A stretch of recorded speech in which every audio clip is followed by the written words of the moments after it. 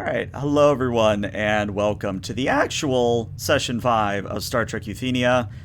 Last week, I don't know what happened. I think I said the title wrong in Twitch, and I got the numbering wrong. But this is the actual Session 5.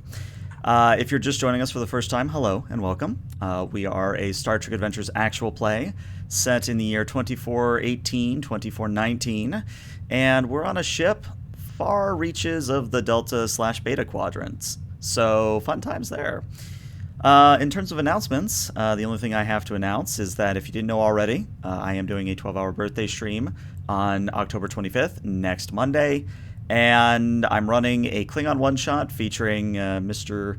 Panorama Tint and Mr. Darewolf Gaming over there, and then same people are going to be in a Darewolf-hosted Ignitrix one-shot, which will follow the Klingon one-shot. And then we have Motley Heights, if you're a fan of Motley Heights, but yeah, it should be a good time all around. If you want to know more details about that stream, I encourage you to check out my Twitter and my Discord, where I've posted the schedule and sub goals, etc., etc. But I don't really have any other announcements, so let's get introductions and we'll jump into play. So, Aaron, if you want to take things away. Sure. Hey guys, I'm Aaron. I'm playing Captain Williams, the human captain of the Euthenia. Is it Euthenia or Euthenia? You doing Euthenia? Whatever works. Let's do Euthenia tonight. The captain of the Euthenia. He's a moon man. He's human from the moon.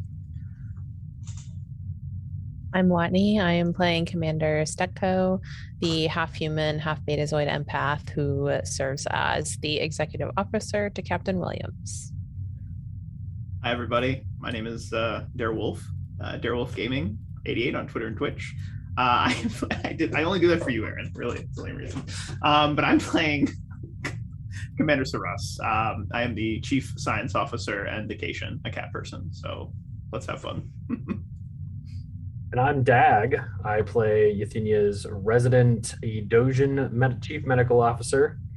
And tonight I might be demoing a new character too. So stick around, have fun.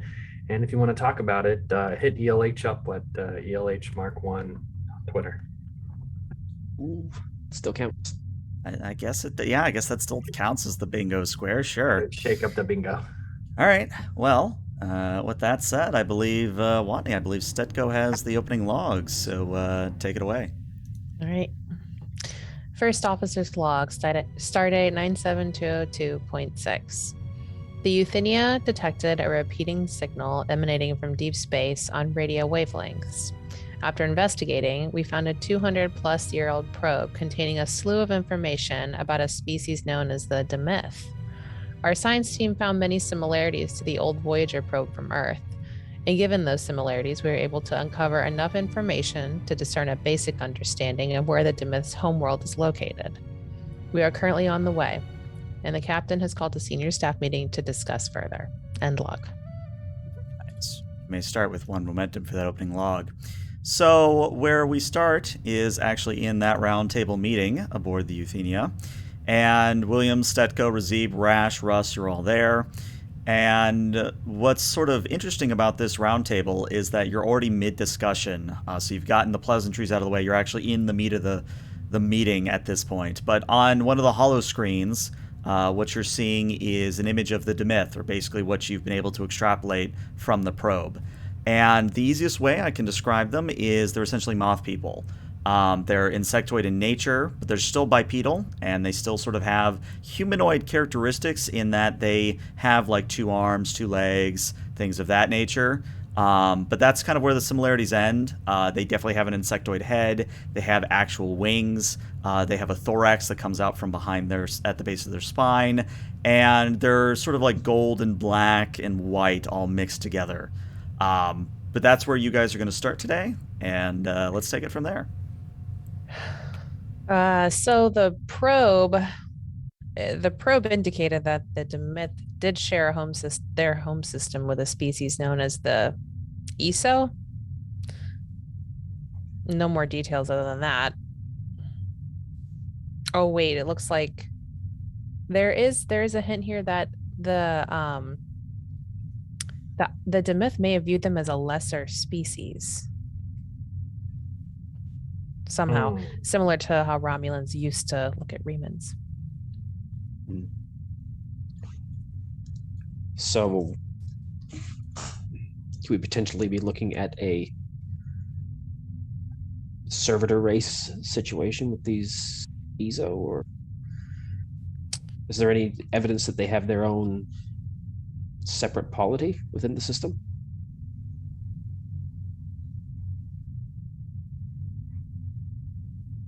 I don't know. I mean, I find it highly unlikely, and I'm not the chief science officer here, Sarah, so feel free to interrupt me, but I find it highly unlikely that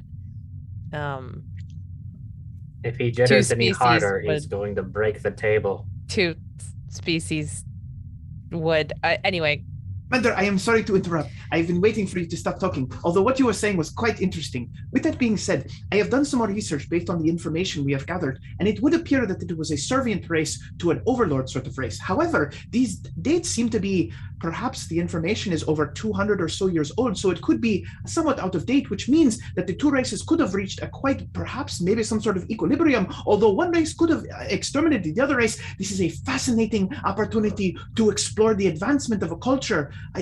I'm sorry, Captain. It's just. Commander I would like Rash to be on the just way, but she reaches finished out one. to her left and like taps Russ on the shoulder and says, "You keep the energy up, buddy. One of us needs to have it in this meeting." So Russ, again, will just go on a bit of a tangent about how this is a great opportunity to like explore this part of the galaxy with regards to a species advancing. You know, we have old data, so we can see where they've gone and we can backtrack it. And you know, he studied a lot of xenoanthropology in Starfleet Academy, so he's super excited. Tails flicking all over the place. So the probe data states that at least during the time of transition or transmission, the Demyth hadn't reached superluminal travel, so they hadn't achieved warp travel. That is correct, Captain. However, it is not illogical to assume that after 200 years, if they followed a similar path to the solar system and most of the alpha and beta quadrants in our sector, they likely have achieved at least warp 5. Well, I'd like to err on the side of caution and make sure that we have extensive long-range scans before we enter their home system. But of I don't course, want to, even though we're far outside of the Federation, I don't want to violate the Prime Directive by stumbling into somebody's backyard before they're ready to meet us. if I may, Captain, also, and please forgive my exuberance, or with that being said, I believe we should also be prepared for hostility. I've researched many cultures and species that have had this kind of servient and overlord relationship, and oftentimes it devolves into, and in a sudden moment of like concern and his ears kind of go down and the tail kind of stops flicking, devolve into pure genocide and conflict, a conflict that could potentially still be raging. So caution as well as excitement would be my recommendation as Chief Science Officer, sir. It's a remarkably biological- even-handed view. Sorry, Major? Captain. I was wondering if science had recovered any biological samples from the probe that we encountered, where we got this information. The Chief Science Officer looks to the orange god in the sky and asks if they did. First off, you guys did get a point of momentum from chat, and what I would tell you is that you know the Ventruvian Man, or however the hell you actually say it, like, we have the golden disc on Voyager. It's kind of that same thing where for the Demyth, they sent out their own disc, but it doesn't have, say, blood samples. It doesn't have biological Fingerprint data on it. It's residue. just a, hey, this is what we look like, this is what we know, come talk to us kind of a thing. So Yeah. is it, so Sir Jim, just out Yeah. of character, is it sort of like the golden discs where it's like, here's how to get to our planet? That's how You you wanna know where come you're visit. going. Oh, neat. So it's like Voyager 1. Yeah. Yeah, I think you should have said that. Anyway. So yeah, so Russ will actually mention that it's just like Voyager 1 from Earth, and just give a little explanation. No biological samples. It's fascinating. It is a remarkable opportunity. And Russ, I don't want you to mistake my caution for a lack of exuberance. I am ecstatic for the opportunity, but I do agree that we need to be prepared. And to that end, he'll turn to Commander Rash. Commander, what's the status on the weapons arrays? And, Rash, who's been very quiet, like almost falling asleep in her coffee, actually perks up at this and gets a little pep in her step, and she goes, "Oh, well, good news is that those retractable turret designs you wanted, Captain. Yeah, we took out some of the unused quarters on Deck 1 and on Deck 37, so you now have retracting turrets on both the dorsal and bottom side of the ship. I can report that the flak cannons are ready. I mean, I don't want to go against a Borg cube, but I have pretty good odds if we fight anything else." Good. And I know I asked for some simulations on the effectiveness of a flak screen for launch and recovery of fighters. Have you got any update on that? Yeah, and she kind of looks at the 3 pads in front of her and kind of picks them up and looks at them and goes, yeah. One of the flight leads for Alpha Shift, what the hell is her name? Cormy, I think is. Yeah, it's Lieutenant Junior Grade Cormy. Why did the Serato Draco have such odd? No, she's Lieutenant Commander. Sorry, Captain. A lot of information all at once. Anyway, Cormy, the Lieutenant Commander, basically said that she and her crew on Alpha Shift can handle it, but she had some concerns if we were to, say, use Dorothy as the AI control unit. In what way? Well, and she kind of looks up at the ceiling. Hey, Dorothy, you want to take this one? And materializing is Dorothy, the AI of the ship. And like before when you last saw her, she still has that kind of streak of black in her long white hair. But she kind of has her hands across her chest, and she doesn't look thrilled, but she also doesn't look like super upset. And she simply says, well, as a reminder, Captain, I can technically control all of the fighter craft that we launch as long as I have communications to them. However, Cormy here is concerned that, what was it she said? Fleshy beings are sort of the end-all when it comes to a firefight.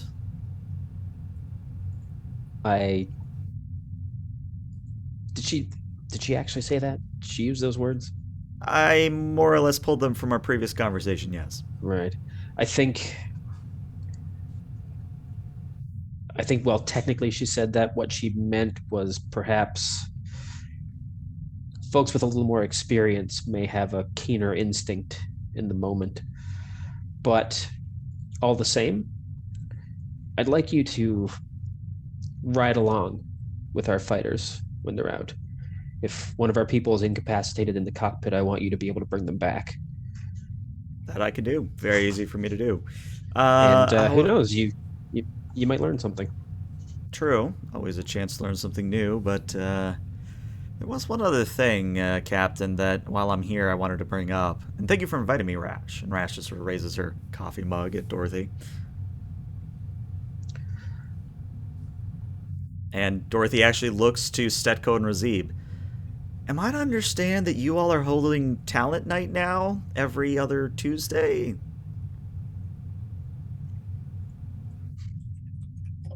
We were formalizing the announcement, but yes, the rumor is true. Oh, good. Scuttlebutt was right for once. That's good. I just asked because I understand you might need a vocalist. You are still doing the Klingon death metal, right? Yes, but can you vocalize at a 4-chamber drone simultaneously? I'm not going to replicate it on mic, but Dorothy kind of takes in a deep breath, simulated, of course, and belts out a pretty damn good Klingon opera / death metal. All right. Well, you'll have to audition against Blarney the Score. Really? Oh, I've heard he's good. Barney doesn't hold a candle to that. No, but we promised him an audition, and now we have to hold true. All right. Well, we'll formalize the formalization of the Formalities? audition. Yes, and So, but you're of course welcome. I may be biased, but if we have any accordionists or concertina players aboard the ship, that instrument complements absolutely everything. I am surprised at you, Captain. In what regard, Major? Your fondness for the accordion. I would not have taken you for that. So Russ, I do not mean to intrude again with this conversation, but I have been known to dabble with the accordion. Is that so? Yes, it is not something that I care to bring out because most folks seem to run away from me, and I am trying to make friends, not scare them off. But if you would be intrigued for a concert of sorts, or I could also audition for the talent show if auditions are still open. is this the special cation accordion with the extra lever? There are 2 extra levers, and yes. Ah, Never get the hang of that one. well, you don't have a prehensile tail, do you? No, but I am incredibly stubborn. I'm glad to say there's no one else on this ship who can play drums like I can, so I'm in the club. I think the next step should be to name our band. Dorothy, yes, you're invited, of course. Dorothy will be the lead singer, but of course. I can't wait to see this. And I think, well, this is absolutely crucial ship business. In all seriousness, I need to be getting to the bridge. It's And about that proceed. time as chat redeems a beautifully timed complication. The entire ship rocks and then goes immediately to red alert, and you get a call from the bridge, and Dorothy chimes in and says, senior staff to the bridge, please. Yep. Zoom, zoom. 10 seconds too late. All right. So as you all run to the bridge and take your stations, what we're going to see is I'm actually going to put you guys on this map a little bit earlier because I think it does a better job of explaining what I'm about to describe anyway. So you've come out on the edge of the system, of the D-Myth system, and what you've emerged into is the outskirts of a firefight. And this is a firefight between multiple fighter wings. You're looking at easily 40 to 50 fighters on either side. And what you're seeing is that amid the fighter wings and amid the blasts of energy and the asteroids blowing up and debris flying everywhere, is you see 2 distinct yet similar different kinds of ships. To the right, you would see what would be conceivably known as a Demyth carrier. At least it follows the same sort of designs that would be contained on the disk. And you see that they are launching less fighters than their opposite, less fighters than their opposite side. But their fighters seem to be of a heavier quality, like they seem to have a little bit more oomph to them. On the opposite side, you see again a different yet similar to the Demyth ship, but what you would only assume is an ESO carrier. They're launching more fighters, and they're trying to make up with quantity over quality, if you get where I'm going with this.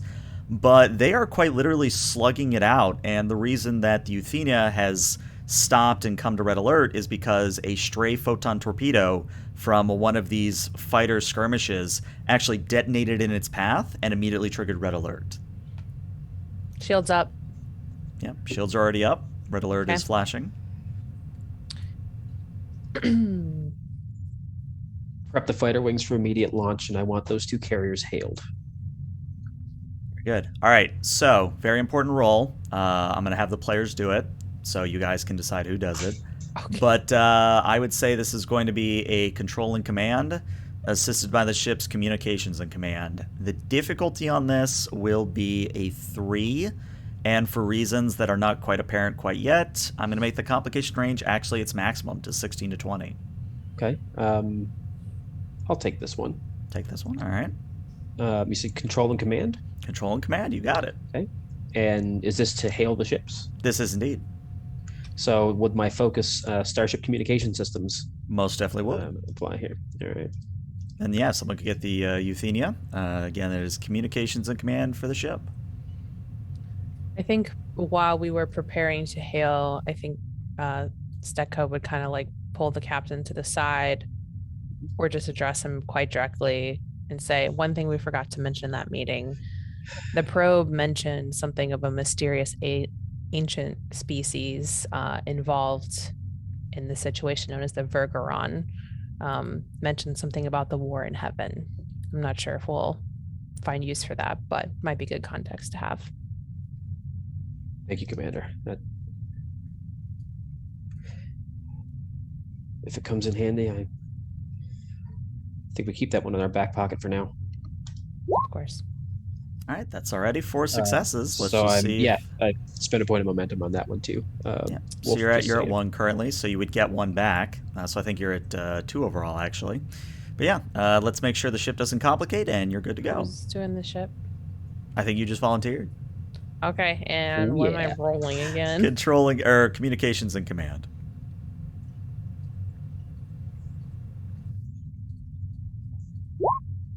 All right, let me check that 0. It's a 15. All right, you're good. You're good. So, what are you saying particularly, Williams? Because you're going to get through to them. It's just, what are you saying in particular? Well, I guess I'm just going to do the standard Starfleet greeting. This is Captain R.J. Williams of the Federation starship Euthenia to the unidentified vessels in our path.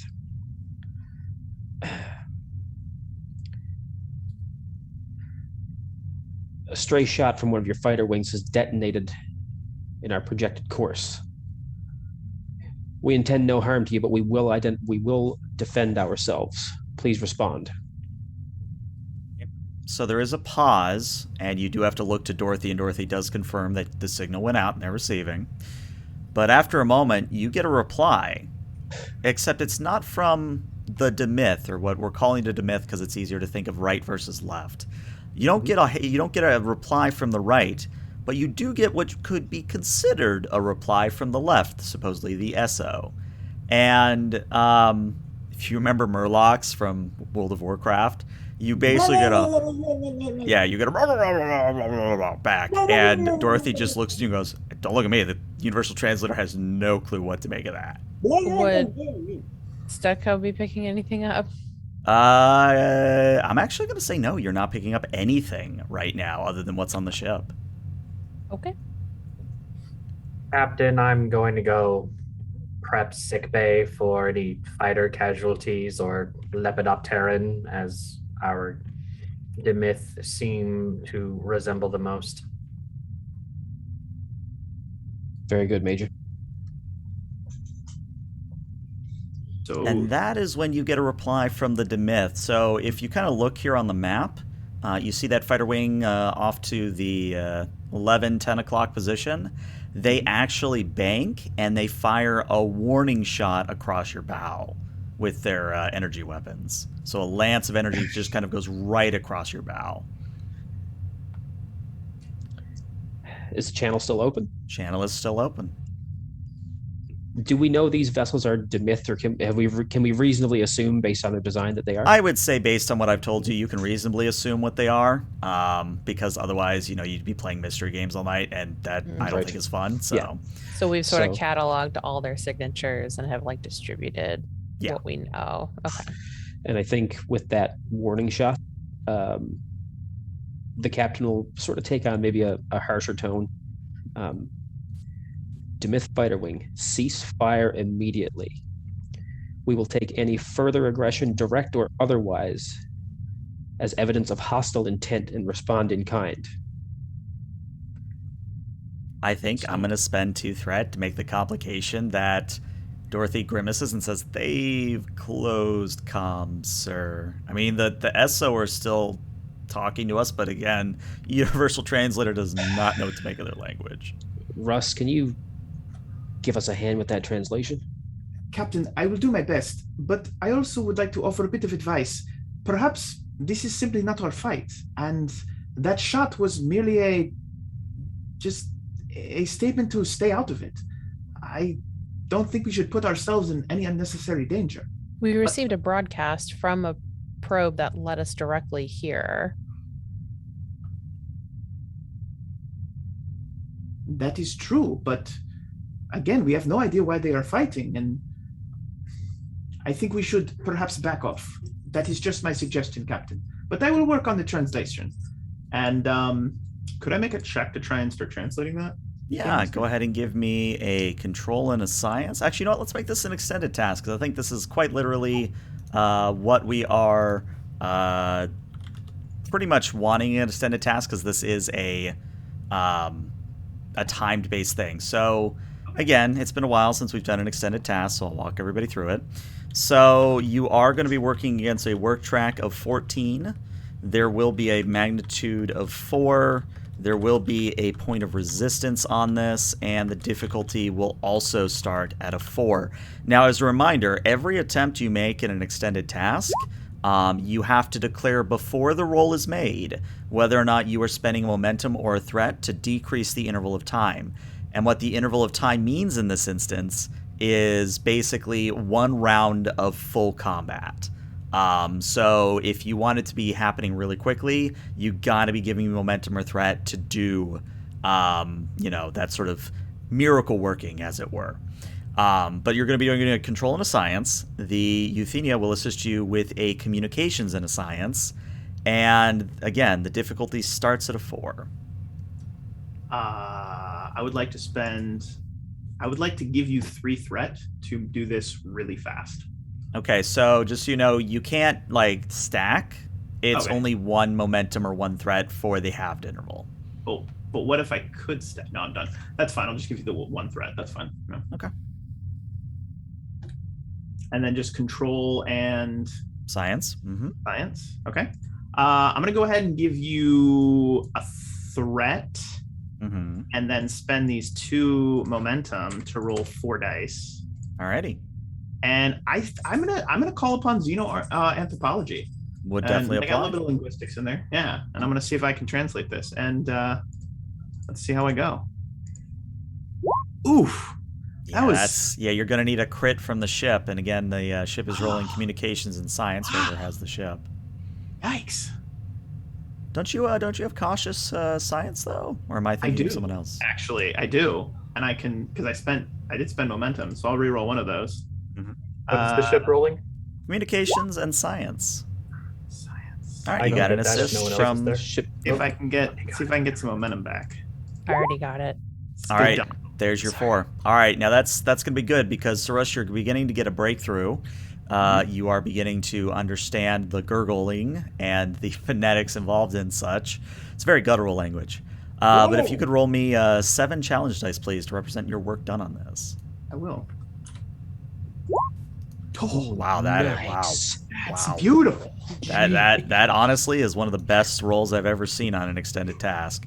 So yeah, you're gonna get 8 work done on this, and as I said, it's the go and the grr. Oh, but of course that is the phonetic foundation for the whole language. You just hear Saras over in the corner there.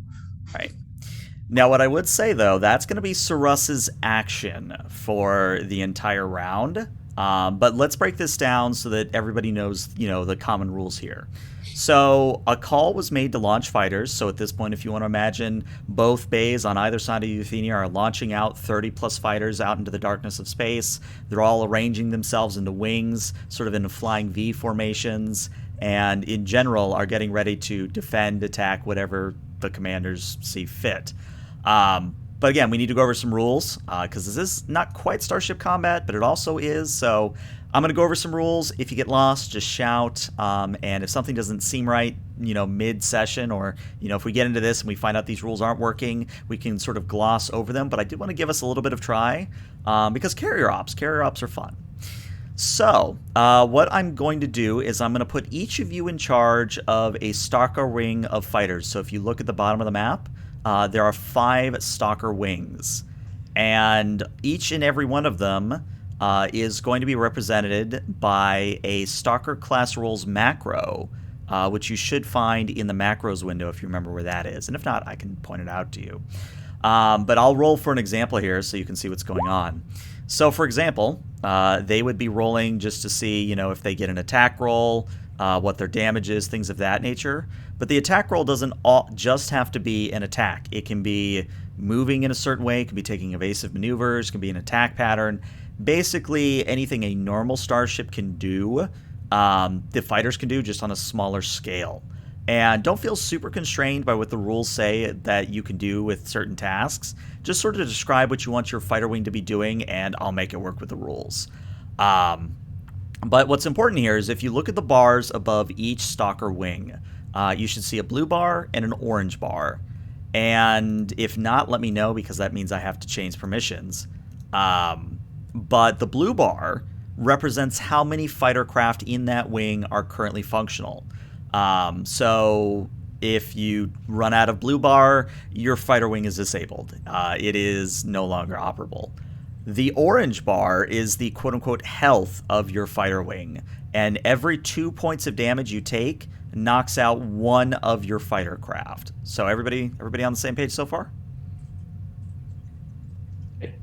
All right. So what this then means is that for those of you that are flying hero ships, and Dag, you can turn back on your camera for this one. For those of you flying hero ships as M. Bison, you actually have your own rules here. So, Mr. Bison, if you want to look at your own sheet, you are going to be rolling your stats here rather than the macro given to you by the ship. And the other thing that I would say is that as squadron leader, you can determine what fighter craft in your wing get destroyed, disabled, etc. Meaning that if shots meant for you, you can just say, oh, no, one of my wingmates comes and takes the blow for me, kind of a thing. Which basically means that you are going to be the last one standing in your wing if it comes down to that. And then final rule before this monologue is over is that starship weapons on capital ships, the Euthenias, the carriers, etc.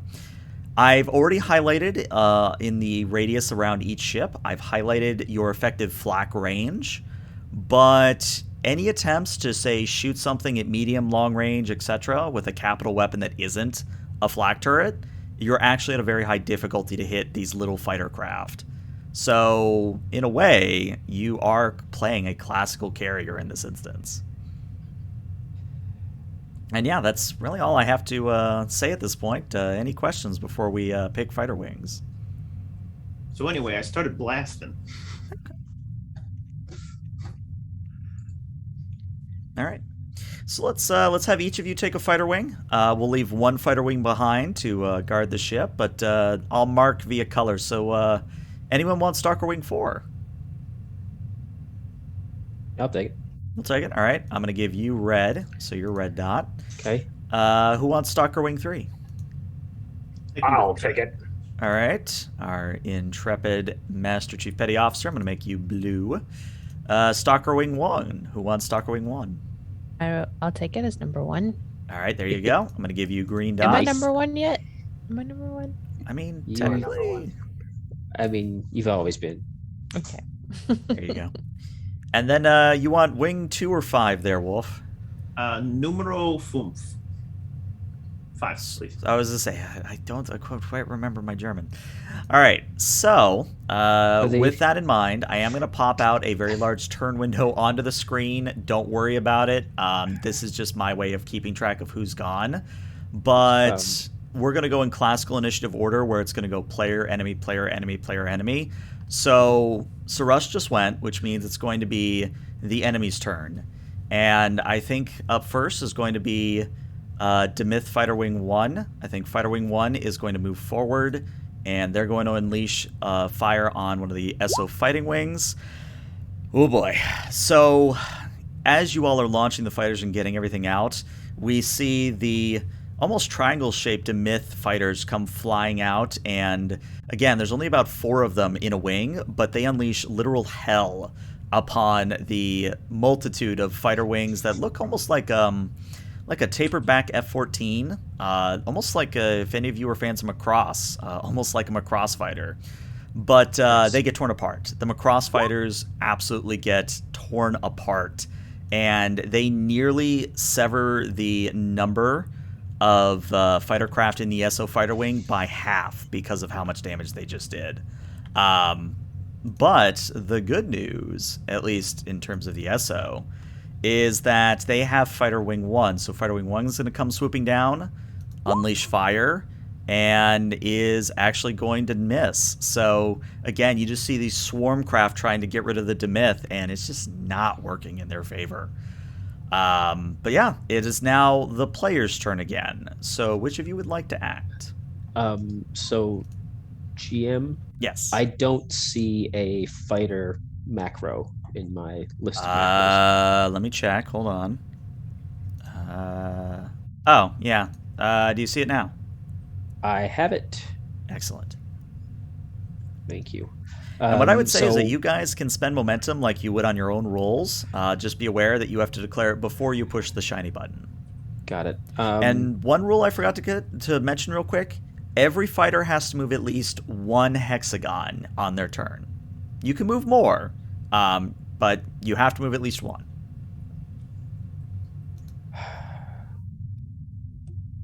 So I think for this turn, if everyone will indulge me, the captain's going to order hold fire, but to begin to fan out in a more defensive pattern around the ship, because we're going to continue to try to get some kind of answer as to what's going on here before we just sort of wade into a skirmish. Why don't we call that maybe a rally action? Yeah, I think that's a good rally action. So yeah, presence command, difficulty of 0. Free momentum for you. Here we go. Presence. Command. And would my focus on leadership apply here? Oh yeah. Oh yeah. There you go. 3 momentum for you.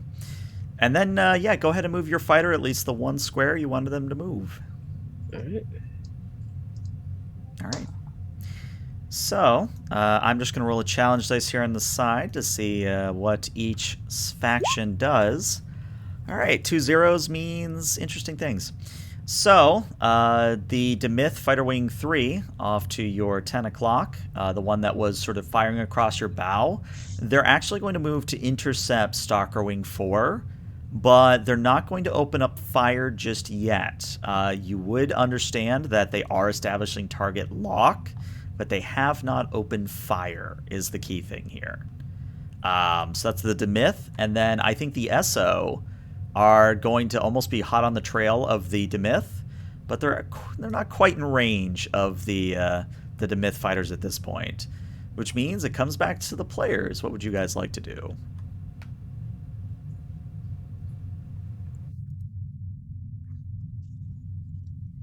Orders, Captain.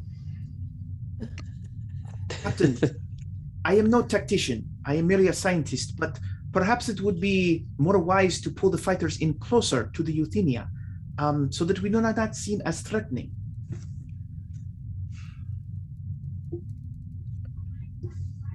I appreciate that thought, Russ. Sometimes the way to get the attention of stubborn people is to seem a little insistent. And you see Sir Russ kind of like all the hairs on his body stick up, and like his tail gets a little more like poofy. And he's like, I think I understand, Captain. Exactly. If you want them to take notice, sometimes you have to bristle a little. Bristle, bristle, bristle. I think that. Wait, whose turn was it? Well, it's anyone's on the player's turn, so if you want to go for it, Wani. Oh, I honestly don't like. I think that she would kind of maybe pick up the comms of what William said and sort of follow suit. She would move like behind him a bit, but fire some like warning shots maybe off on the.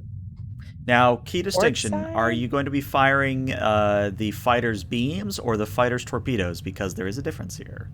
I think flares. Flares? I don't know. Okay. Or painting the target, as it were, just like laser locking kind of a thing. Yeah. Yeah. There you go. Mexican standoff time. Yup. All right, so that's we again, it's hard to narrate a dogfight, so hopefully everybody's sort of feeling it the same way I am. But I'm like imagining that as we see the triangle sort of swoop in from the left, we see two wings of the Stalker class fighters kind of fan out and move into a sphere. And again, they're not quite dogfighting, but they're also not just flying, friendly. So you kind of see these fighters dipping and weaving. You see some of them pulling hard G maneuvers. And in general, they're just sort of playing cat and mouse right now, which is escalating to a Mexican standoff, if you will allow me to use the term. But that's going to be your guys' turn, which means now it is going to now fall to the Demyth again. So the Demyth Fighter Wing 2 is actually just going to kind of swoop up there. Just going to keep on moving like no problems. And then the SO, I think I've moved almost everyone at this point on the SO. Let me see. I think I'm missing one. The wing that got blasted in the initial volley, they are going to attempt a sort of a fight against the Wing 1 from the Demyth. I'm gonna give him some threat here because I want to keep it fighting free. That's the wrong roll, but we'll take it anyway because those rolls are significant. Let's see. So that's going to do 6 damage. So again, as the remnants of that fighter wing fly across the screen, we see 3 of them, the burning husks, slam into the fighter craft, the triangle-shaped fighter craft of the Demyth, and nearly take out every single member of the crew and the wing, leaving only 1 craft remaining in that wing. So they just took quite the beating. But it is now the player's turn again.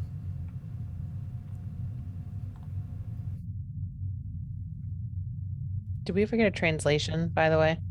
It has not come to a new round, so we can't roll on that quite yet. Got it. Thank you. I will have Darius move. All right. In association with the captain's order. If I do that right, Aaron, can you see the arrow here? They can I over can. here. Yep. Okay. Full discretion. You're the wing commander. All right. So let's take that token and strafe alongside this guy to show my authority, Captain. There you go. Or your authority, sir. All right. So painting targets as per what we've established, I think. I'm going to take that as a yes. All right. Yes. So, with that in mind, let's go ahead and move on to... Let me see. Who would go next? I think the only ones remaining are Fighter Wing 4 on each side. So, yeah, I think at this point what's going to happen is everybody's, defensive Fighter Wing is just going to kind of move about. But it will be a new round, which is what matters. All right, so, Euthenia, Russ, you now do get a turn to attempt your extended task once more. I'm going to give you 3 threat to roll 4 dice. All right. And I'm going to give you 2 threat and roll a momentum to roll 4 dice. That is a smart choice, yes. There it is. There it is. That's using that big cat brain energy. There it is. Control and science. Yep, and again, the ship assisting with communications and science. Yes, 3, 2, 1. You know what? I am actually going to spend a determination to give myself one of those dice being a automatic success. All right. And I'm going to call upon my value friends in all places because he really wants to learn their language so he can communicate and make friends. Mhm. If that's cool. Yeah, I think that's perfect. Brilliant. All right, so let's do this. Oh, hey, you guys got a momentum from chat. There you go. Thank you, momentum, and thank you, chat. So let me do control, science, 3d20. ELH, can I ask a clarifying question? Sure, what you got? We're actually, Oh, my lord. What? if you're bold, you can re-roll one of those. He's not bold, he's cautious, so... I can still reroll one of those because Yeah, you still can reroll one, but that's still at least one complication. And we still need to see the ship's roll, too. So communications and science from the ship. Does anybody have the ship? I'll claim it. I'll do it. Okay. Do it. Snorter. Science. GM, refresh my memory. Yes. As the commanding officer, I can spend a point of determination to grant any other character that You point basically of give your determination. determination, yeah. Can I do that to Russ to allow him to? I mean, you can yell at him across the bridge, yeah. But what I would say is with 3 successes, it's 3 successes, so it is a success, but there is a complication. Oh, let's see what the complication is. That's cool. Oh, and I get to re-roll my thing to see if I get my determination back, and I don't. No? All right. So, Russ, go ahead and roll me another 7 challenge dice, please. And what I would tell you is the magic number here is 8 or 9. Well, 8 or higher. 5. Well, you do have a point of momentum by my count. You could re-roll those zeros if you wanted to go for it. I'm gonna do it. I'm gonna roll those zeros. Nope. All right. So I think that's going to be the complication, is that you start to make a breakthrough and you start to getting in just a very basic lexicon where you're like, yeah, like you're starting to get a feel of, how to gurgle back, how to manipulate the throat, almost like Mongolian throat singing in a way. But the disadvantage here, the complication, is that you go high when you're supposed to go low, meaning that you say the wrong thing in a test transmission. And that's going to mean that the SO immediately are going to broadcast something that would roughly equivalent to, what did you just say about my mother? So that was exactly the joke I was going to go for. It's brilliant, ELH. And so Russ his eyes will go wide. He'll take his headset off and you guys can hear like the. It's like, Commander, I believe I have missed. Oh, I think I said something terrible about his mother. I will attempt to repair the. Just give me a moment, and then he'll put his headset back on and keep trying to talk to him. Yeah. So that's going to be the player's action to start things off, which now means the Demyth and the SO are going to go at it. And I think the Demyth at this point are going to be the aggressors. So the Demyth are actually going to move into the Euthenia's range of flak turrets, and I think they are going to open fire on the Euthenia. So I'm going to give them 1 additional dice with threat. Well, thank you. Drill just gave me that point of threat right back. I love it. All right. So, holy crap. All right. This could be a thing. All right. So, Euthenia has 6 threat, or 6 resistance. So, you're going to take 2 of that off. So, you're going to take 4 damage to the Euthenia's shields. Not enough for a breach, but still significant damage to your shields as the Demyth fighter craft unleash beams of whitish purple light across your shield arrays. And I think at that, with the first rocking of actual weapons fire, the captain's going to slam onto the comm and say, Euthenia to all strike craft, weapons free, target the Demyth fighters. All right, and point of clarification, and I think Dorothy will say this in character, disable or destroy, sir. Disable. Broadcasting orders. So the SO were going to come to your aid, but since you insulted their mothers, I don't think they care anymore. So I think the Fighter Wing 2, the one that kind of got blasted, is just going to open up fire on the Demyth. And that is enough to get rid of Fighter Wing 1. So Fighter Wing 1 of the Demyth is gonzo. All right. So that comes back around to the players.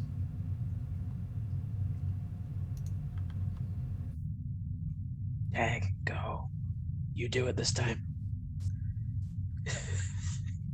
Well, you're the hero character out there. I think you should be the one. You heard of Stalker Wing. Weapons free. And where's the closest engagement? Fighter Wing 2?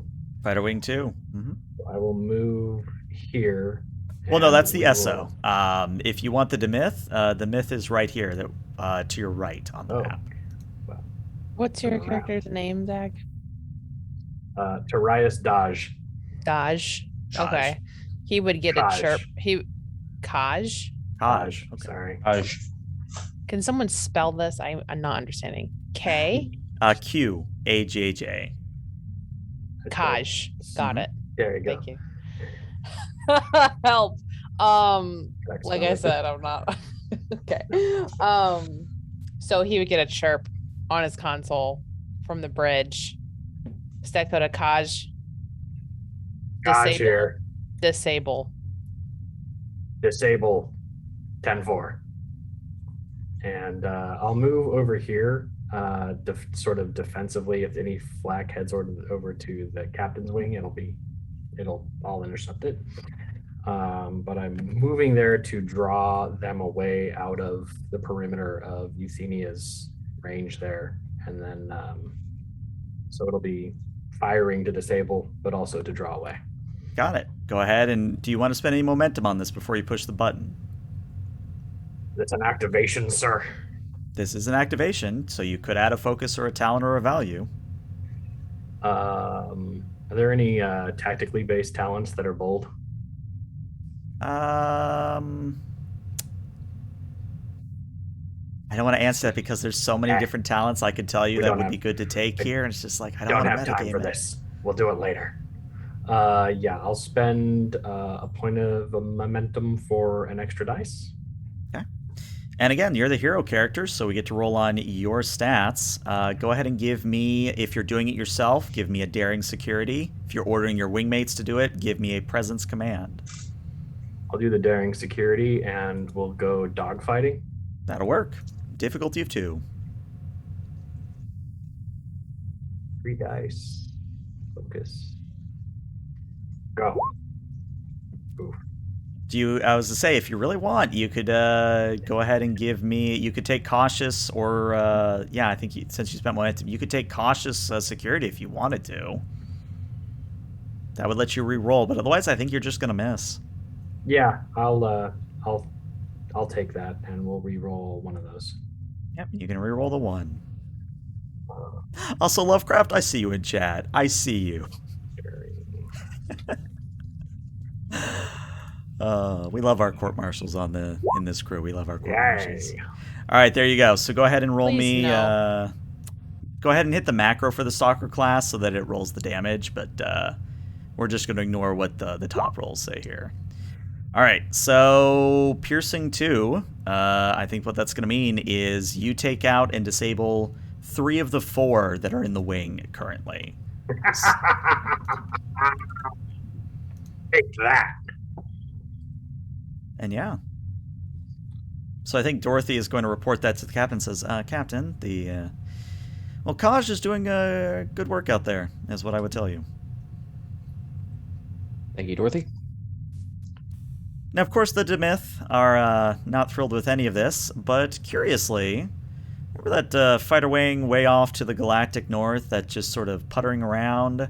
It's going to continue moving towards the left, unimpeded by anything.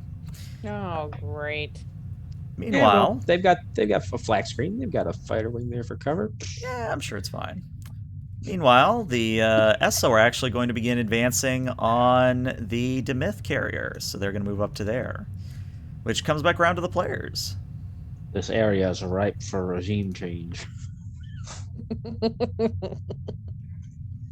All right, who wants to go next? I look towards the XO. Don't, because I don't know what to do. Okay. Oh, just fire on stuff. I don't have a fire on the Demyth because they fired on us. Is that what you're saying? Yes. Yeah, we're returning fire. All right. Stalker Wing 1 will aim to disable. All right, go ahead and push the button. I'm pushing my what button am I pushing? It's the Stalker class roll macro. And the macro, again, as a reminder, it's that bulleted list on the right-hand menu. Right.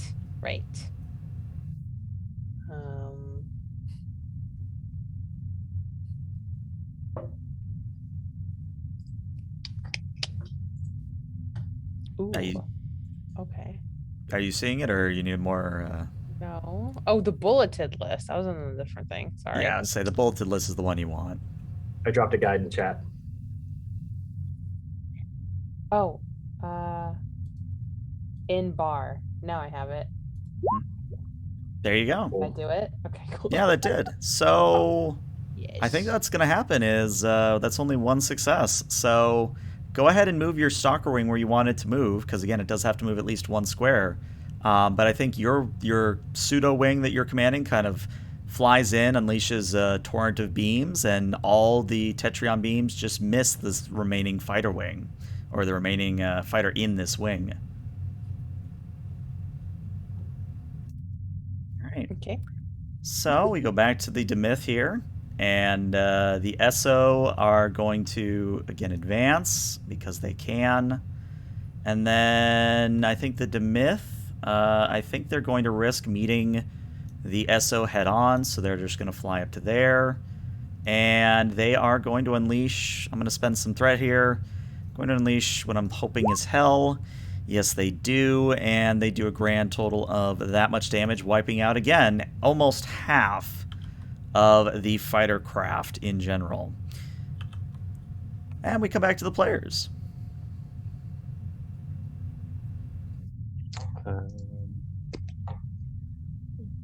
I'm happy to take out this last fighter in our perimeter, Captain. I think you've already gone this round. Yeah, so you've already gone this round. So yeah, you know what? I'll move Stalker Wing 4 and engage Demyth Fighter Wing 3. Is that flanking position? I don't think there is flanking in spaceship combat, but I appreciate where your mind's at. That looks like that's a +2 to attack. Yeah. But there we go. Stalker Wing roll. That is Make of significant. that what you will, GM. Yeah. That you want to describe how you disable it, maybe? Sure, yeah. We'll say that Stalker Wing 4 sort of swoops in when the Demyth fighters are trying to regroup and reform, and launches a proximity torpedo that detonates outside of the range of being damaging to the crew, but is enough to disable the engines and the power systems across the Demyth fighters. Love it. Love it. All right. And then, as that all happens, I think the SO is the remaining wing is going to fly up to meet that challenge. I think the carriers are actually going to begin to advance. So the Demyth are going to move up to here, and they're going to unleash their flak turrets. And let me just quickly roll. Yeah, those SO, they're gone.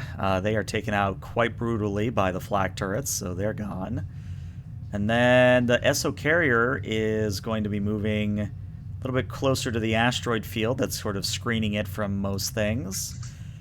But with that, we come back around, and I believe Stalker Wing 5.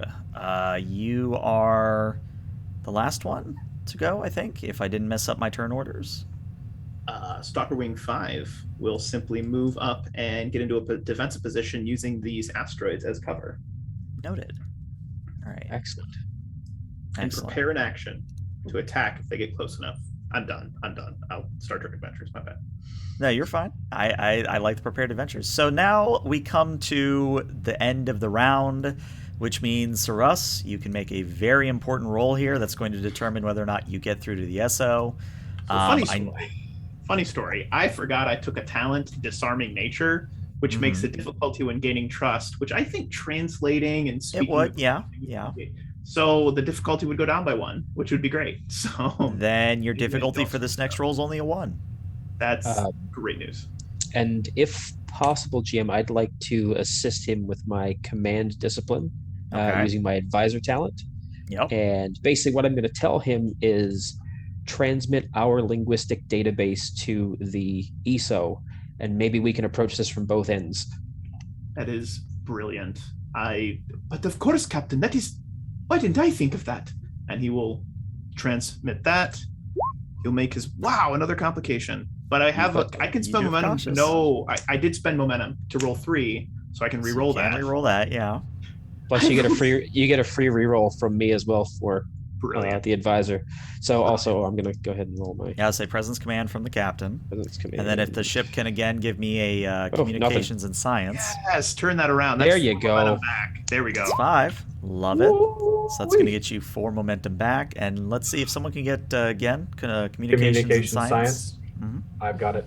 We cap momentum. Can you cap it? Let's see. Let's go. 3, 2, 1. Boop. Now.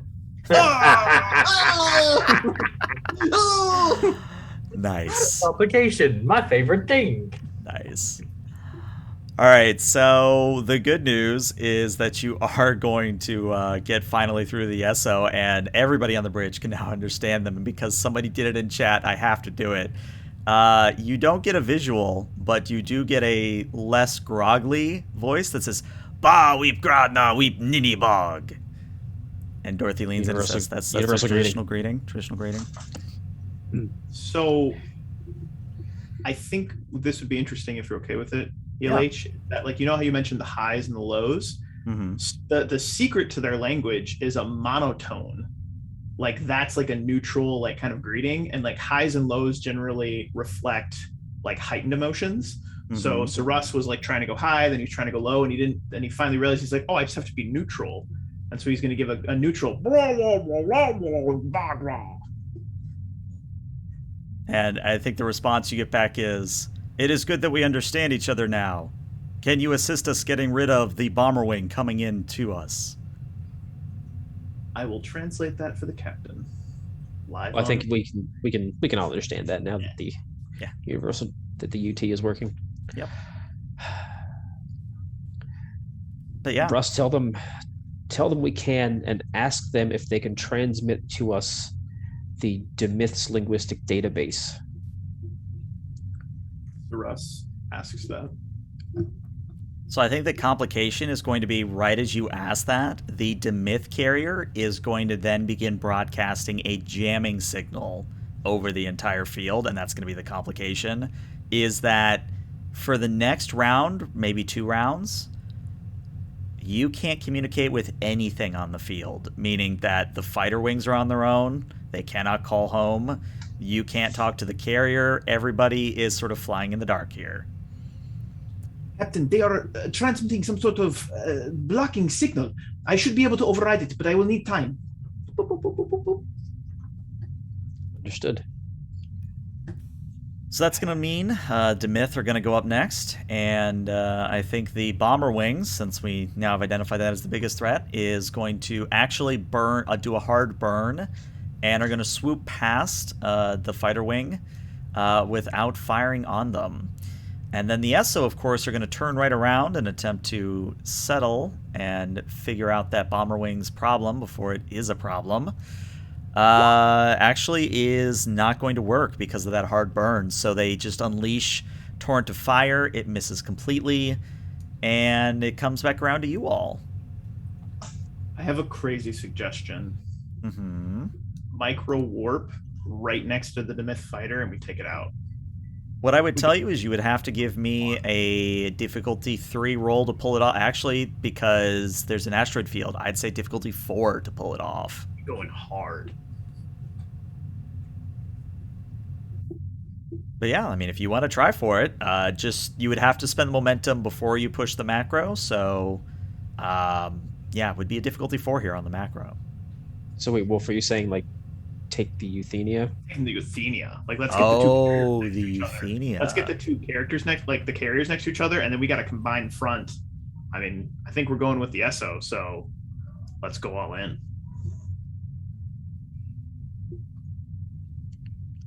That's what you want to do. All right.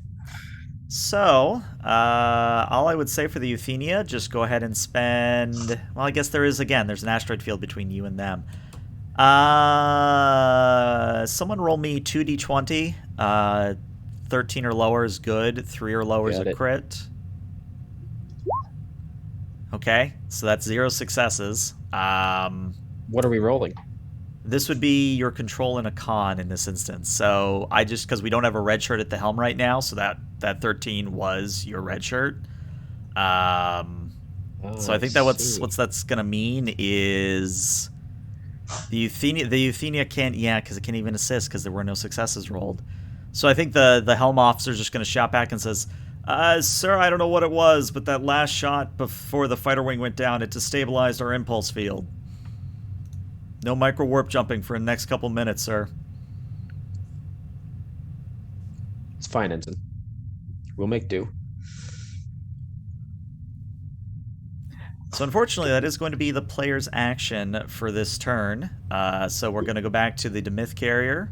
Demyth carrier is going to move up to here, and they are going to blow up Fighter Wing 2. Bye-bye, Fighter Wing 2. Which now leaves the SO to act, and I think the SO are going to kind of peel off kind of towards the north, but they are going to unleash some torpedoes at the carrier and miss completely. Well, they tried. All right, back to the players.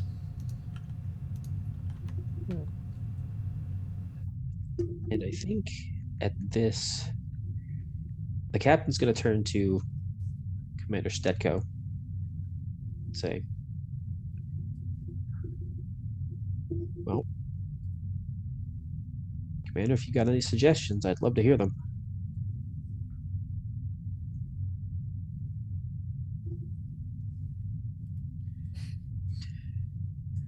I think Do the you think silence there's is deafening. I'm not getting any readings from them. Not a single emotion, unfortunately. What do you think the possibility would be of a tight beam transmission to the Demyth carrier, maybe cut through this interference? Are you trying to send a message? Yeah.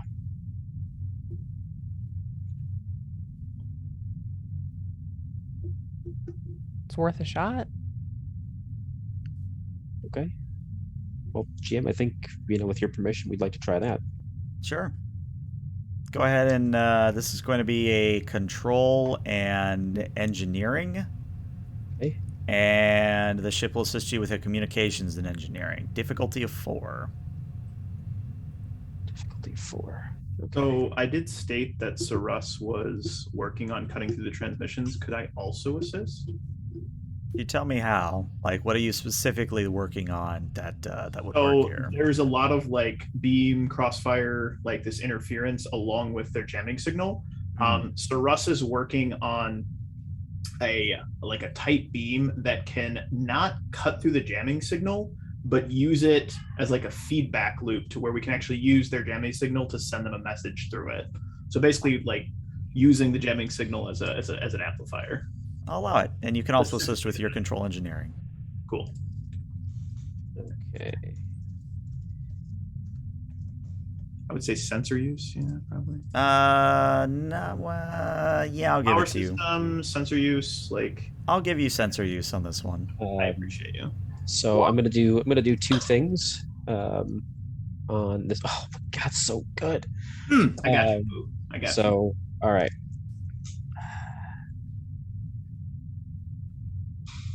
Let's. Yeah. All right. We're gonna do one thing then, because that assist roll was just so good. I am going to tap a value to spend my determination. Okay. So the value I'm going to use is my ship, my responsibility. So at this point, in his mind, this entire situation is the captain's unwillingness to sort of back off when being fired on. It's sort of a leftover from when he was, more of a soldier than an explorer. Mm-hmm. And when somebody shoots at you, you shoot back. Right. And so now in his mind, it's up to him to sort of try to set things to rights. So I'll use that for the 2 free successes. All right. So you're already sitting at 4 before any rolls have made. And so you said that's control and engineering? Yep, you got it. And I guess my Starship communication systems would apply. Also apply here. Okay, here we go. That's another 2 successes, which is 2 momentum. So you actually have 1 extra.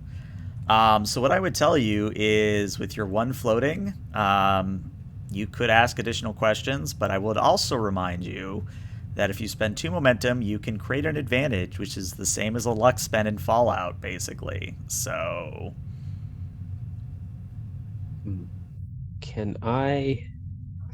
Can we use that create advantage to make a sort of a narrative declaration? That's basically what I'm saying, yeah. Okay, yeah. So again, we're going to broadcast a message to, stand down. We want to talk. We don't want to fight you. We're on a peaceful mission, all that stuff. We're asking for a temporary end to hostilities. Mhm. And I think the fact that even after an engagement, if we're still we've wiped the floor with one of their fighter wings completely, and took a pretty good shot from them, and we're still asking to talk, despite demonstrating what we can do, is going to make them more inclined to Listen. speak to us. Yeah. Mhm. Yeah, I like it. I like it a lot. So I think, let me just very quickly check my own math here. I think that's what that's going to mean is... Let me roll a challenge dice here just to decide something. Yeah, in effect, so that's what I needed. So the Demyth carrier does sort of stand down. It stops at least, painting targets with its flak turrets. And the protective fighter wing does sort of take up a more defensive stance. So the carrier and fighter wing 4, so that sort of red blob to your north, they've stood down. They are no longer aggressing. They're not shooting back, things of that nature. However, and I'm going to spend some threat to make this a complication, I think that in that instance of weakness, or maybe, again, because of their own jamming signal, I think Fighter Wing 2, way over here by the SO carrier, I think they're going to get an attack run in. And I'll even give them for the beans, which means I'm spending a lot of threat here. For the beans. And that is significant. So what we actually see is that as the triangle-shaped craft sort of swoop in, opening up underneath their undersides of their craft, this large cylinder with tapered ends, and it's sort of purple and pink in color. And it begins to swirl with energy as these bombs are launched towards the SO carrier. And the carrier is going to take 2 breaches because of this. So their shields are going to be overwhelmed almost instantly, and they are going to suffer 2 breaches, both through the structure. So they are now listing, and they are basically venting Atmo to space. Which carrier was this? This would be the SO carrier up here to the left. Are you telling me this Demyth fighter just opened up a torpedo Gatling gun? Because that's horrifying. Oh yeah, it's the Demyth do not play around. But what I am going to say is that attack is enough, though, that it brings them into the range of the SO carrier's flak turrets, and the fighter wing is taken out, which means technically there are no more aggressors on the field, which means combat is over. Okay, so one thing that I want to have done immediately is first we scramble basically a rescue party for the SO carrier, and that we move the Euthenia. We recover the fighter wings and move the Euthenia to a neutral position between the SO and the Demyth. And that certainly can happen. And as we cut to the bridge, very briefly before we go to break, you just sort of see everybody at your stations kind of looking, at the readouts. And I think Rash kind of looks up and goes, well, I mean, for our first John out with fighters, I think that went pretty well.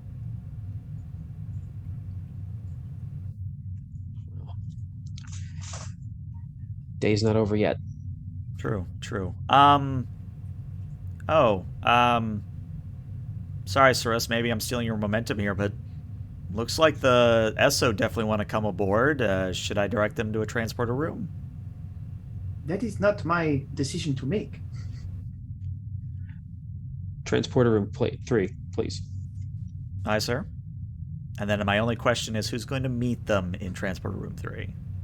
Well, I believe since Russ had the initiative to open up those communications, I'd like for Commander Russ to accompany Commander Stetko. Halfway up Transporter the room back 3 stairs already before you finish your sentence, and he stops like a cat caught in headlights. Oh, yes, Captain, as long as it is all right with you. Absolutely. I insist. Woo! Scurries off. All right. So we're going to cut to the transporter room because this is going to be the perfect way to go to break. So Stetko and Saras, you guys come into the transporter room. You nod to the chief on duty. And something begins to materialize in the transporter pad.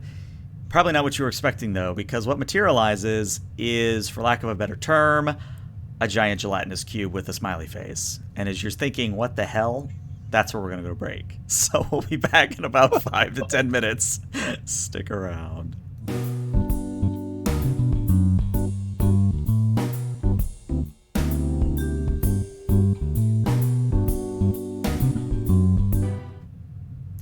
Welcome back, everybody. If you're just tuning in to part 2 of session 5 of Star Trek Euthenia, the players found themselves in a hostile situation where we actually got to do a little bit of carrier ops.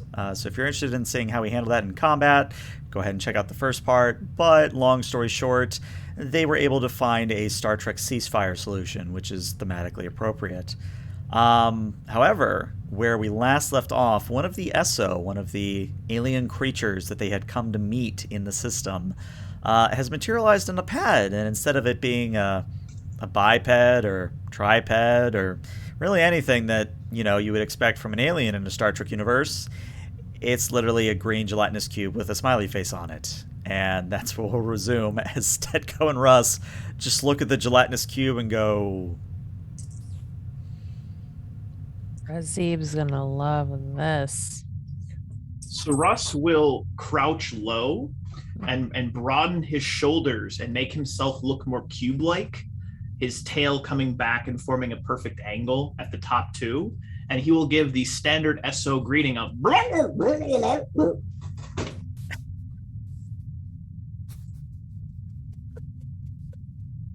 think I broke the game master. Okay, no, I had a mental image and it was great. All right. So the cube is going to reply over the universal translator.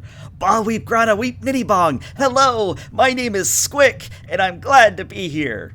And if that wasn't an edit, like, they are high energy. They are super high energy. Russ will broaden his square and jiggle a little bit and be like, and of course, we are happy to have you.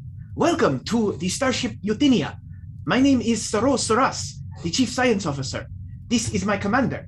I shall translate.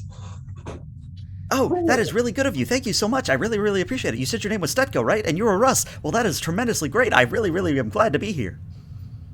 Is there like goo like dripping onto like A little bit, yeah. pads and stuff? Yeah, just a little bit. It's gonna be hell to get out of the carpet. Carpet? Every Starfleet ship has carpet. No. It's canon. Welcome aboard the Euthenia. Are you injured? No, I'm actually quite well, and I'm glad to see that you're not injured as well, because if you were injured in this little conflict that you stumbled into, I would feel really, really guilty. Is he from Speed Racer? Maybe. I love it. There's no need to feel guilty. You're welcome aboard our ship. Do you have any others that need to join you? Oh, no, it's just going to be on this expedition. I actually wanted to come alone because I wanted to see how well your peacekeeping... And he pauses, or she pauses. You really can't tell. The universal translator's kind of, eh. But they actually slow down a little bit and go, oh, I'm sorry. Apparently, I am speaking too fast for my universal translator. I will attempt to not speak so quickly. Okay, much better. Now I can understand you. Would you like to join us? Yes, I would be happy to meet your captain and whoever it was that sent those messages. Is she getting any kind of reading? Now that you're in the same room with them, yes. And it is... Just imagine like a kid at Christmas who's just gotten the biggest gift ever, and it's what he's always wanted in his life, his 5-year-old life. Nintendo 64 kid. Yeah, he's gotten his Nintendo 64. And that is what you're getting from the cube, emotion-wise. Okay. Yes. Come with us, and we'll talk more along the way. Oh, I'd be really excited to come... I would be really excited to come along with you. Please lead the way. Stetko turns Her eyes wide. She taps her badge. It's Dakota Williams. Go ahead, Commander. It's a giant gelatinous cube, Sorry, and what? we're bringing it to the bridge. Does that go out?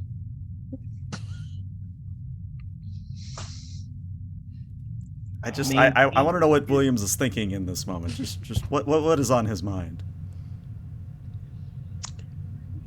You had to take a new assignment, you said. Be a nice change of pace, you said. Idiot.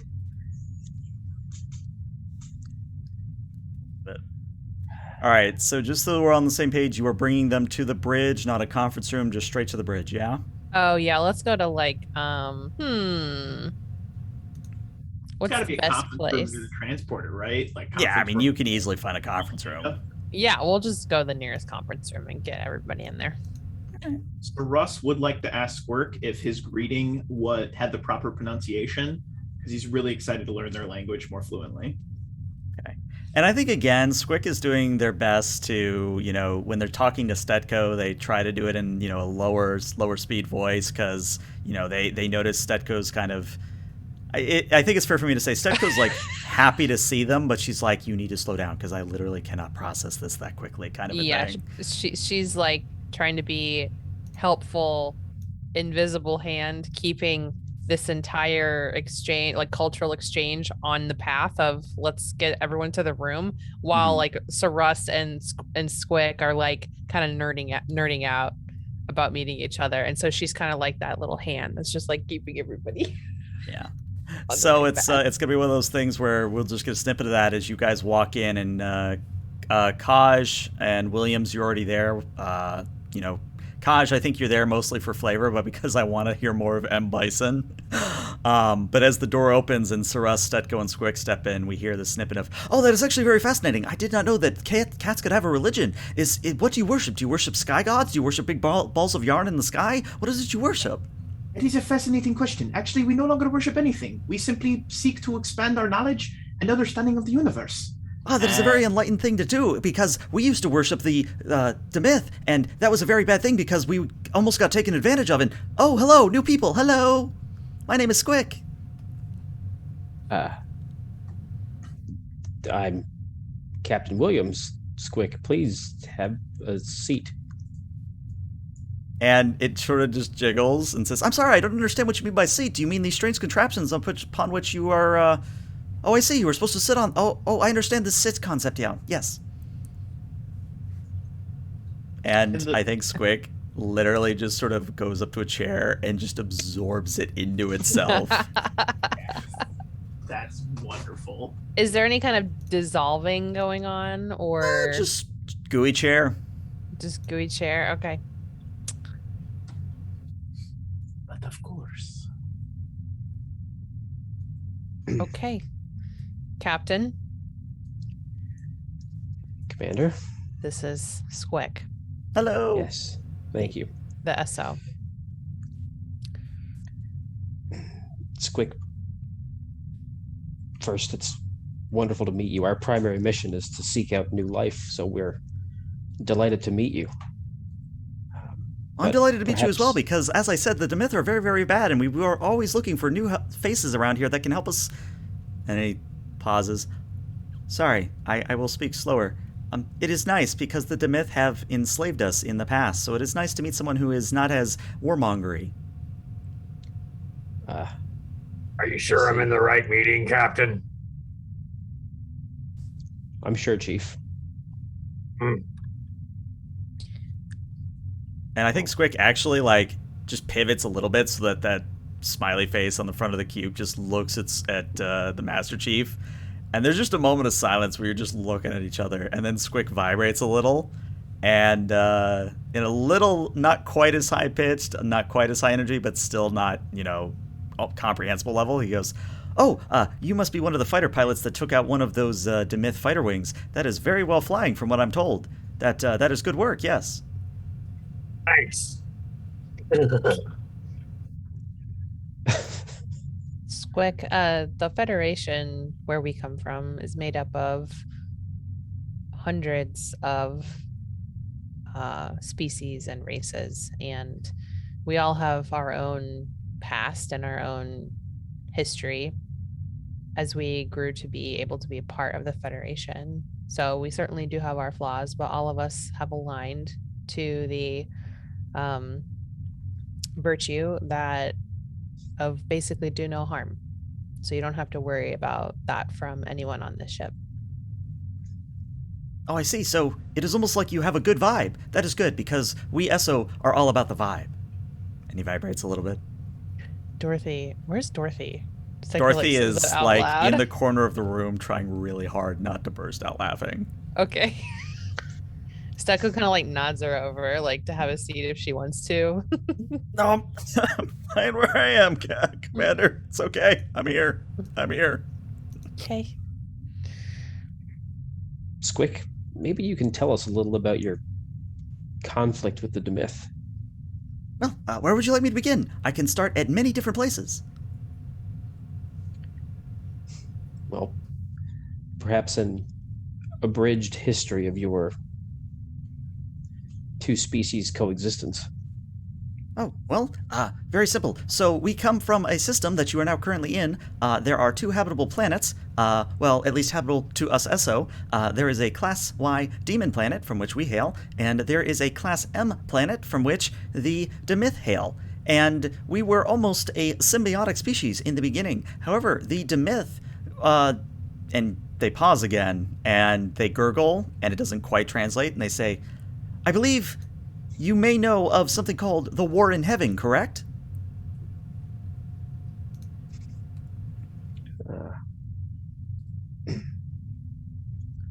Out of character, you have no fucking idea what they're saying. You have, yeah.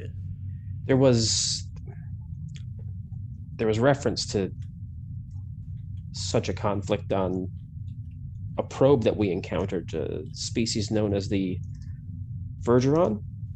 That is correct, yes. The Vergeron were once conquerors that came sweeping through this area of space and nearly claimed all of it for the Empire. Some say they still exist to this day, but because of our war in heaven with the Vergeron, the ESO were enslaved by the Demyth.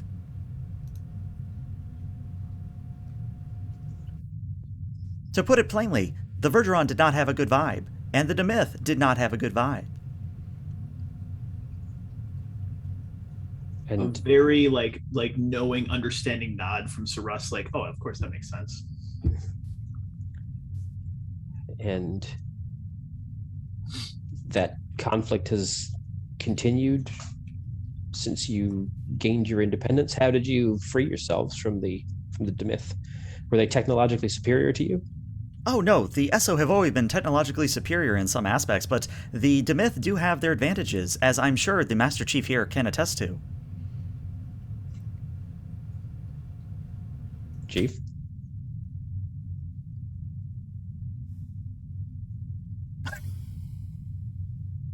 That's good, in Chief. character. That just sort of solemn stare scowl. is totally in character. I'm sorry, Master Chief, am I not giving you the right vibe? Maybe I should vibe a different way. And he starts vibrating the other direction, which is kind of like getting goo. Stop that. Oh, I'm sorry. I have upset you with my new vibe. I will return to the old vibe. And then goes back to a different vibe, which puts the goo more towards Saras. Saras is all about the goo.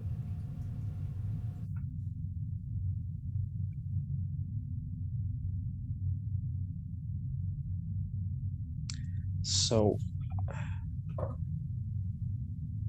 Squick, at this juncture, what's the main point of contention between yourselves and the Demyth? Well, the Demyth realize that... Oh, no, I should not... And they actually deflate a little bit, like Squick kind of deflates a little bit and says, and Stetko, you're getting that this is... They're still upbeat, but definite vibe has been ruined here. Not like a bad way, but this is kind of a heavy topic, apparently. But What was the question it asked? why is it the Demyth basically want to continue this conflict, along those lines? And Squick says, Well, as I said, the Demyth, they used to enslave us, and when we gained our independence and started fighting back, they didn't know what to do with themselves. They were unable to run all of their refineries, run all of their haphazard and dangerous jobs, because the ESO are very resilient. We vibe very well. But the Demyth are not good vibers. I see. So, shortage of labor then. Correct, yes. For the The Demyth were, I guess you would call them, a ruling class that never worked a day in their life.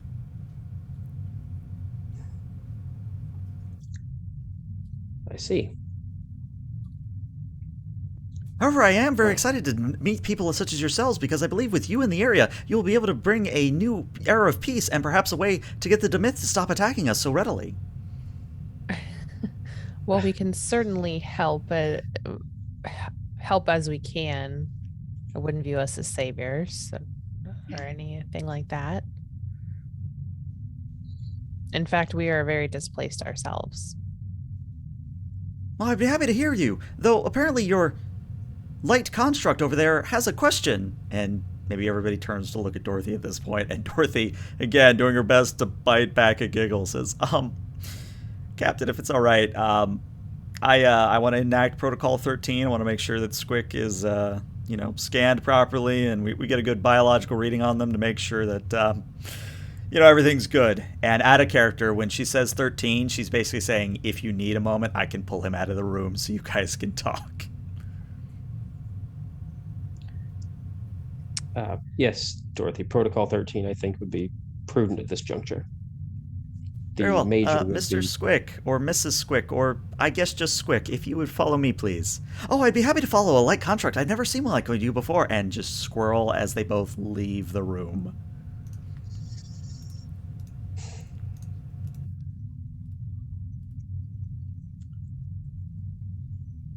Thoughts? How does a gelatinous species and a moth species evolve, sir, in the same system? Well, I believe the Vulcans among the crew would say that merely an expression of the universe's infinite diversity and infinite combinations. Fair But enough. that being said, it doesn't make any damn sense to me. Well, it could just be that the Demyth are becoming desperate. Perhaps their society is on the brink of some sort of collapse. If we help with this, and I'm sure they are probably reluctant to accept our help, maybe we can keep this from boiling over again. Captain, I believe Yes. we need more information before we can really make any sort of true determination of how to proceed. Though, I say again, this is not our fight. As much as I enjoy our new potential ally, quite delightful actually, and his tail flicks a little bit, he looks a little excited, uptick in tonality. But we cannot pick sides in a fight that is not ours. That is not the Starfleet way. I gotta disagree with you. We're already in this fight. We already took a side. We leave now, someone's gonna get killed. Or worse. I think there's a happy medium between your 2 points of view. Ross, I fully intend to speak with the Demyth aboard that vessel. And I'm inclined to align with Commander Stetko's thinking. Perhaps if we locate an underlying issue that can be solved with technology or information that won't violate the Prime Directive, we may be able to cool this conflict. That excited kind of like flick of his tail that you've come to know with Sir Russ when he gets like an idea in his head and starts to happen. Commander, I believe I could be of assistance in this. I will need to talk with Squick about getting some more of their historical data, but If I scan it, I can likely find the source or root of the conflict and perhaps offer suggestions on how to solve it. Right about then, a copy of Dorothy materializes in the room and says, "Man, Saros, I don't know how you do it. That squick talks mile a minute. Wanted to say, though, that when I amped up my receptors, audio receptors, I was able to glean that apparently, if I understand their conflict, is that if we gave either side an industrial replicator, that would fix things. Like, literally just one industrial replicator." Well, Dorothy, do they possess replication technology on their own? Because that's a No, protected and piece of that's Federation the sticking technology. part, Captain. They don't have replicators on their own. Like, that's never gone bad before. Exactly, which was why I was hesitant to bring it up, but once I wanted, she pauses. I accidentally led them past one of the lounges, kind of one of our hall lounges, and they saw someone using a replicator, and they were super excited, which, I mean, you just heard them when they were already excited, so imagine like a third level octave above that, and even faster. Yeah. It sounds something like just a high-pitched squeal. Yeah. Chipmunks on helium. Yeah, then I don't think we need to give them a replicator. I think if we just try to figure out what resources they're lacking, maybe we can help them out with those. Well, again, it may be about finding a happy medium. Commander Setko, in your opinion, would providing them with, say, rather than a replicator, a resource synthesizer similar to the ones the Federation possessed in the 23rd century, something antiquated by our standards, but could perform the same function if fed raw materials? Do you think that would constitute a violation? She's pulling up the report on the probe, and well, looks like based on the probe's data, and keep in mind this is about 200 years old, they were not warp capable. They had impulse power, but not warp capability by when this probe was created. I would like to get more information about what exactly they're needing, and maybe it's not resources like a resource synthesizer would produce. Maybe it truly purely is just labor. Right. Well, then I think the next step is to talk to the Demyth. And Dorothy pauses and says, "Well, there are a few disabled shuttlecraft that we've sort of left alone. Should we assist them back to their ship? Should we bring them in?" And then she looks at where the empty chair, where the chair used to be that Swick took. I'll also inform the quartermaster we need a new chair. I imagine, did he just take the chair with him? Oh yeah, he kept that chair. He kept it. Yeah, good. That's so cute. A souvenir then. Dorothy, let's help these fighters back to their own ship and request that we have a meeting with the ship's commander. Either and they come Dorothy here actually or... interrupts you midway through and says, okay, Squick's freaking out. Okay, he's beamed away. Squick is beamed back to his... Okay, both the Demyth and the SO are freaking out, sir. They are literally turning tail and burning as hard as they can away from this position. Sir Russ will interrupt now and will ask who's ever on duty at the main science station, like took over for me. Long range and short range scans. What are you picking up? Scan for new vessels. Right, and I think actually Rash is going to answer and says, there's a large, for lack of a better term, a space hulk, amalgamation of craft and metal. Long story short, something 2 clicks long is drifted into this little area of space, and the moment it showed up on sensors when the SO and the Demyth started freaking out. 2 clicks long? Yes, that is correct, yeah. Do we deploy an escort and get Euthenia out of here?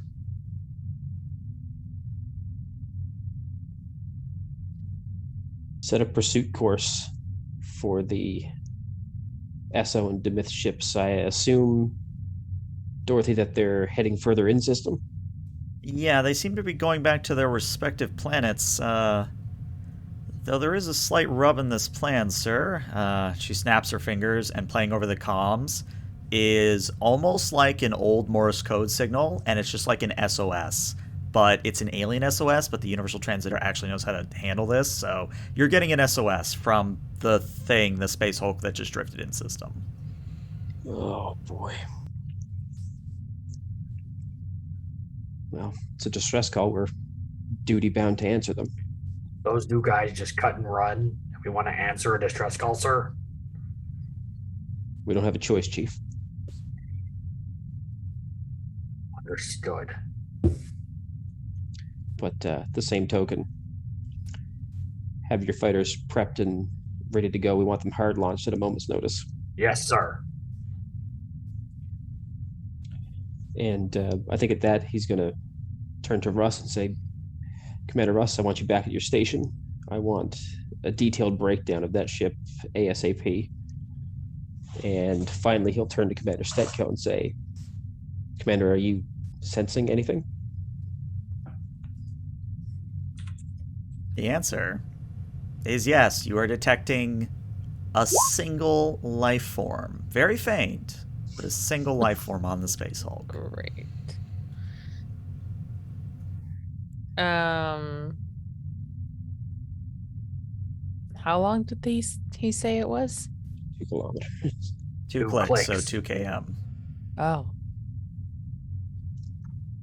I'm just picking up one, sir. One life sign.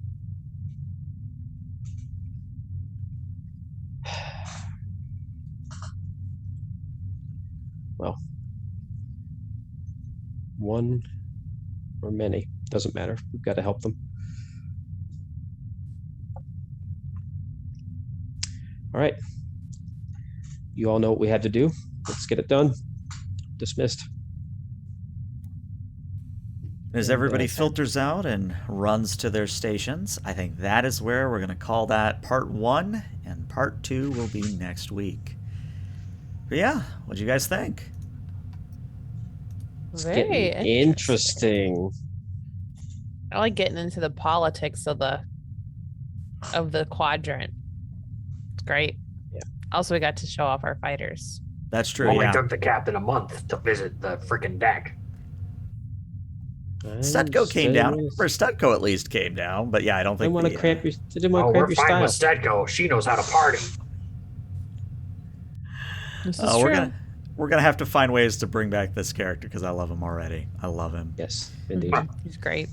But no, I won't lie. I had to practice the SO like for days just to get the cadence right because it's very easy once you lose that cadence to start tripping over words. So it was a thing. But yeah, exciting news. Next week we'll have a mysterious 6-person joining our little cast and ensemble, who you may already realize who it is because we all know who it is if you're paying attention to chat. But yeah, let's just say they're going to meet somebody. They're going to meet somebody, and they're going to be a new member of the crew. Or maybe they'll just space them, and we'll have to come up with a new character whatsoever. But yes, we're going to have a new overlay next time. We're going to have a returning player joining us again. Should be a good time all around. But for now, this is where I'm going to say goodbye to YouTube. But Twitch, stick around, because we're going to raid somebody.